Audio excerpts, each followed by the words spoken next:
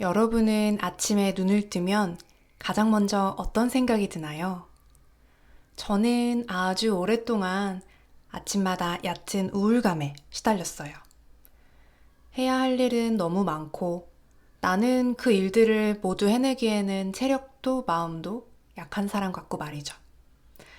침대에 누워 몸은 일으키지 않으면서 머릿속으로 엑셀을 켜고 투두리스트를 작성하고 일을 시작했습니다. 행동을 최대한 미루며 흘러가는 시간만큼 불안은 눈덩이처럼 커졌어요. 그렇게 마지막 순간까지 버티다 일어나면 늦잠 잔 스스로에 대한 자책을 많이 했고요. 이 악순환에서 빠져나오기 위해 제가 선택한 건 일기였습니다. 일기를 쓴 지 1년 정도 지나니까 더 이상 아침에 눈을 뜨고 머릿속으로 엑셀을 켜지 않게 되더라고요. 그냥 아침이구나. 새로운 하루를 시작하자. 이 정도로 생각이 바뀌었어요. 2년 정도 지나니까 아침에 눈을 뜨고 새로운 하루를 기대하게 되더라고요. 그리고 3년이 지난 지금 저는 매일 아침 저에게 주어진 하루라는 선물을 축복하는 마음으로 시작하게 되었습니다. 안녕하세요. 나기록 수집가 단단입니다.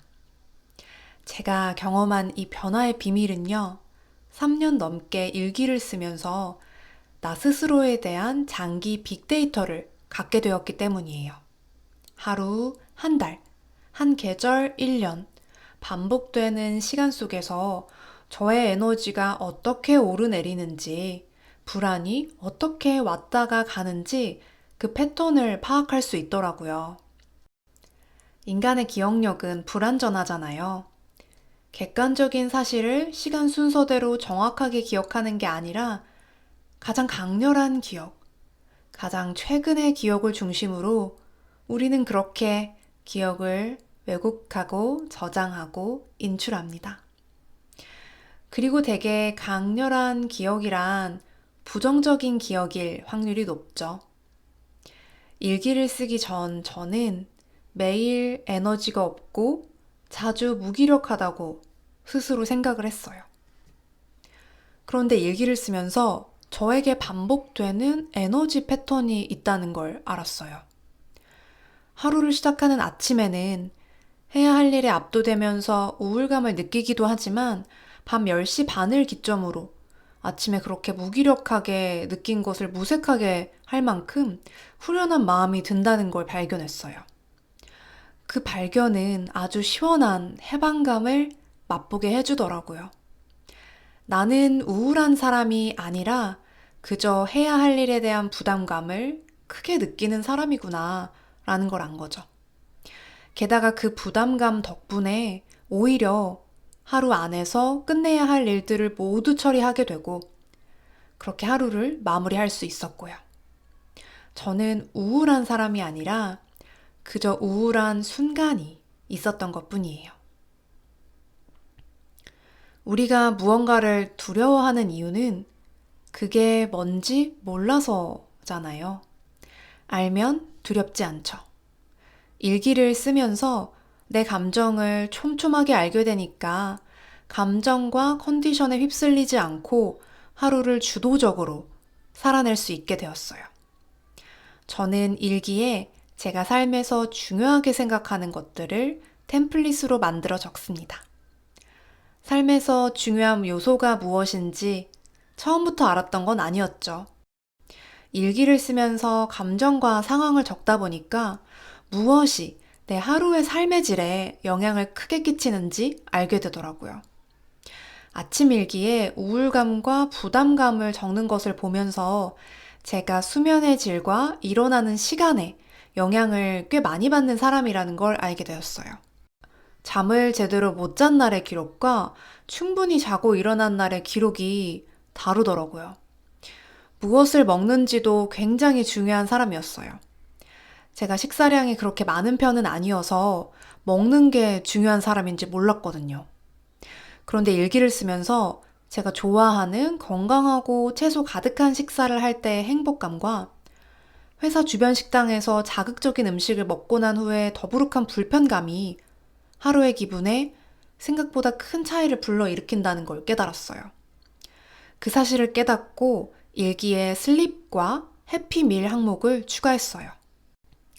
템플릿을 여러 번 바꾸면서 지금의 템플릿에 정착했는데요. 제 일기 템플릿을 소개해 볼게요. 요즘에는 꽤 큼지막한 스프링 노트를 사용해요. 한쪽 페이지를 반으로 나눠서 위에는 아침 일기, 아래에는 저녁 일기를 적습니다. 아침 일기 항목은 4개예요. 슬립, 확언, 모닝 컨디션, 어떤 하루를 보내고 싶어. 저녁 일기 항목은 3개예요. 해피밀, 원하는 하루를 보냈어. 그래도 감사한 일. 슬립에는 전날 취침 시간, 오늘 아침 기상 시간, 총 수면 시간을 적어요. 이걸 매일 적다 보니까 제 수면 패턴이 보이더라고요. 저는 최소 8시간은 자야 되고 12시부터 8시까지 잤을 때 가장 컨디션이 좋았어요. 확언은 그날 꼭 이루고 싶은 단 하나의 목표만 적습니다. 예전에는 거창하게 삶은 내가 아는 것보다 더 좋은 것을 나에게 가져다 준다. 이런 문장을 적었는데요. 너무 현실감이 없어서 이루어지는 것 같지가 않더라고요. 그래서 요즘은 그냥 현실적으로 그날 안에 꼭 이루고 싶은 목표를 확언 문장으로 딱 하나만 만들어서 적어요. 오늘 적은 확언은 유튜브 영상 꼭 올린다고요. 지난 토요일 확언은 월간 해고 모임을 성공적으로 마치고 마음 편하게 두 발 쭉 뻗고 쉰다 였어요. 저는 이제 투두리스트를 따로 만들지 않아요. 해야 할 일은 모두 루틴으로 설계해두고 그날 달성해야 될 단 하나의 목표만 하루의 의도로, 확언으로 설정해둡니다. 하루 종일 그것만 생각하면서 보내요. 나머지는 루틴이 굴러가면서 알아서 할 테니까요. 이렇게 하니까 신기하게도 그 단 하나의 목표, 그 확언을 매일 이루게 되더라고요. 그 다음 항목은 모닝 컨디션입니다. 오늘 아침 내가 어느 정도로 졸린지, 몸이 찌뿌둥하진 않은지, 하루에 대한 불안감이나 기대감의 정도는 어떤지 3-4줄 적습니다. 그리고 어떤 하루를 보내고 싶어? 질문에 답을 해요. 일기는 나와 내가 나누는 진실한 대화잖아요. 그래서 이 항목은 질문 형태로 만들었어요. 여기에도 투두리스트 형태로 해야 할 일을 나열하는 게 아니라 어떤 마음과 어떤 태도로 오늘 주어진 일을 해나가고 싶은지 적어요. 지난 8월 14일에는 약속이 굉장히 많은 날이었는데요. 이렇게 적었더라고요.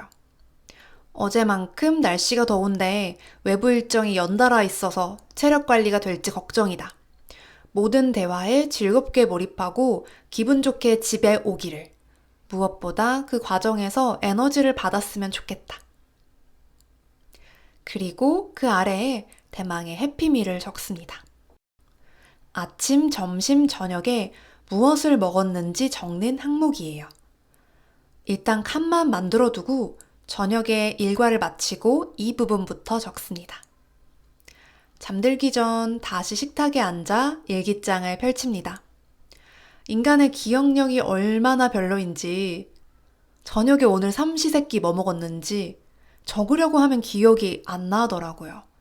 애써서 기억을 되돌려 봐야 겨우 기억이 나요. 그래서 가끔은 일기를 쓰면서 남편한테 오늘 저녁 뭐 먹었지? 물어보기도 해요. 그래서 이걸 복기하는 거 그 자체가 하루 일과를 쭉 돌아보는 효과도 있더라고요. 그리고 원하는 하루를 보냈어? 이 질문에는 주로 반말로 대답을 해요. 나와 정말 친근하게 대화를 나눈다는 기분으로요. 아침에 써둔 확언 문장과 어떤 하루를 보내고 싶어? 이 질문에 쓴 답을 보면서 목표한 대로 하루를 보냈는지 돌아봐요. 그저 그랬다고 쓴 날도 있고요. 100% 원하는 대로 보냈다고 쓴 날도 있어요. 하루가 너무 실망스럽다고 길게 쓴 날도 있고요. 그럼에도 일기를 쓰면서 가장 놀랐던 건 아침에 썼던 확언을 90% 이상 성취하게 된다는 거예요. 아마도 제 생각에는 아침에 일기를 쓰면서 무의식에 그 다짐을 저장해 두는 것 같아요. 아침 일기에 오늘은 편안하게 성취하는 뿌듯함을 만끽하겠어 라고 쓴 날 저녁에는 아침에 써둔 일기를 보지 않고서도 비슷하게 편안하게 성취한 뿌듯한 날 뭐 이렇게 적고는 하더라고요. 마지막으로 그래도 감사한 일을 적습니다. 저는 이 그래도라는 단어를 정말 중요하게 생각해요. 마음에 쏙 드는 하루를 보낸 날이 여러분 얼마나 많겠어요. 별로 없죠. 그래도 그 날을 별로인 기분으로 마무리하고 싶지는 않은 거예요. 그래서 그래도 감사할 일을 하루 마무리하기 전에 억지로라도 찾아서 적어보는 거죠. 너무 감사할 게 없는 날은 그냥 당연한 것에 감사하기도 해요. 뭐 지붕 있는 안락한 집에서 살 수 있어서 감사해. 이런 식으로요. 제가 지난주 수요일에 적은 감사를 한번 읽어볼게요. 문제없이 기록 세미나를 마친 나를 칭찬해. 저녁에 치킨을 먹었지만 속이 더부룩하지 않아서 다행이야. 기록 세미나 가기 전에 컨디션 조절 잘해줘서 고마워. 그리고 내일 아침에 쓸 일기 항목을 미리 적어둡니다. 일어나서 빈 일기장을 채우려면 귀찮잖아요. 첫 스텝을 미리 해두면 쉽게 시작할 수 있죠. 그럼에도 늦잠을 자고 일기를 빼먹고 헐레벌떡 출근하는 날도 당연히 있습니다. 그런데 그런 날은 불안과 걱정으로 굉장히 조급하게 하루를 보내게 되더라고요. 제가 그 사실을 깨닫고 난 후부터는 아침에 어떻게든 일기 쓰는 그 5분을 확보하려고 노력합니다. 저는 디지털 기록을 좋아하는데요. 일기만큼은 꼭 손으로 써요. 일기를 쓰는 시간이 잠에서 깬 직후, 잠들기 직전이잖아요. 그러다 보니까 생각을 천천히 정리하고 싶은데 컴퓨터나 아이패드를 켜서 키보드를 두드리면 그 속도가 제 생각의 속도와 맞지 않더라고요. 너무 빠른 거죠. 제가 이렇게 일기에 좋은 점을 자주 말하고 다니니까 일기에 대한 질문을 꽤 받는데요. 그중 자주 받는 질문들을 몇 개 가져와 봤어요. 분명 나만 보는 일기인데 자꾸 자기 검열을 하게 된다. 좋은 것만 적어야 할 것 같다. 너무 솔직하게 일기에 적다 보면 우울한 것만 적게 돼서 부정적인 감정의 굴레에 오히려 더 빠지게 된다. 물론 일기 쓰는 방법에 정해진 규칙이나 정답은 없죠. 각자 자신에게 맞는 다양한 방법으로 일기를 쓰면 되니까요. 하지만 스스로를 불완전하고 별로인 사람으로 생각한다고 해서 계속 그 이야기만 반복해서 적을 필요가 있을까요? 일기는 내 삶에 대한 주도권과 편집권을 되찾는 선언적인 행위라고 생각해요. 부정적인 이야기를 떠들어대는 내 무의식에 내가 끌려갈 필요는 없는 거죠. 일기의 목적이 나의 나쁜 모습만을 디깅하기 위함은 아니라고 생각해요. 내 안의 부정적인 면, 긍정적인 면을 모두 발견해서 균형을 맞추기 위해 저는 일기를 씁니다. 일기에 템플릿을 사용하는 것도 그런 이유 때문이에요. 나만 보는 기록이지만 의도를 가지고 써야 한다고 생각해요. 솔직한 것과 의도 없이 쓰는 것은 다르죠. 스스로에게 솔직해진다는 건 있는 그대로의 나를 긍정하고 받아들임으로써 나를 더 나은 사람으로 만들고 싶다는 거잖아요. 그런데 일기를 데스노트로 만들어서 주변 사람들과 내 상황을 부정적으로 낙인 찍어버리거나 일기를 감정 쓰레기통으로 쓰는 습관을 들이면 자꾸만 부정적인 감정, 억울함, 화만 습관적으로 떠오르고 무의식의 그 패턴이 고착화됩니다. 우리는 우리 스스로에게 적당히 솔직하고 적당히 인위적일 필요도 있습니다. 일기장에 거짓말을 쓰라는 게 아니에요. 떠오르는 모든 생각과 나를 동일시할 필요가 없다는 겁니다. 그래서 저의 일기는 드림보드에 가까워요. 인간이 하루 5만에서 7만 가지의 생각을 한다고 하잖아요. 그 모든 생각을 받아 적을 필요는 없습니다. 그 중에서 가치 있는 생각을 선별해서 오늘의 나, 내일의 나를 위해 남기는 것. 저에게 일기는 그런 주도적이고 의도적인 행위예요. 우리는 우리를 100% 완벽하게 이해하지 못해도 잘 활용할 수 있습니다. 저는 아침 저녁으로 일기를 쓰면서 나의 하루의 의도를 되새겨요. 일기는 꿈꾸고 바라는 내 모습을 머릿속에 그려보고 그 모습에 조금씩 가까워지려는 노력입니다. 우리는 의외로 자신에게 너무 엄격한 것 같아요. 권위자나 다수에게 인정받아야만 비로소 스스로를 칭찬하잖아요. 어제와 같은 오늘 하루를 무탈하게 보낸 것만으로도 사실 하루 종일 굉장히 노력하고 애썼는데 그런 나의 수고로움을 제대로 바라봐주지 않는 것 같아요. 왜 옆자리 동료에게는 실수해도 괜찮다고 말해주면서 나 스스로에게는 실수하면 절대 안 된다고 몰아세우게 될까요? 아무도 몰라줘도 나는 나의 수고로움을 알아줘야 합니다. 그 첫걸음이 저에게는 일기예요. 나를 나의 가장 친한 친구이자 기댈 수 있는 보호자이자 지켜줘야 할 자녀라고 한번 생각해 보세요. 그런 나를 키우며 육아일기를 쓴다는 기분으로 저는 매일 일기를 쓰고 있습니다.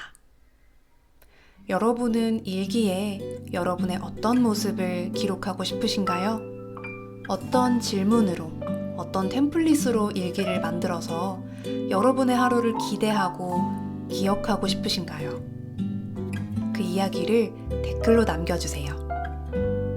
이번 영상도 즐겁게 들어주셔서 정말 감사합니다. 그럼 다음 이야기로 찾아올게요.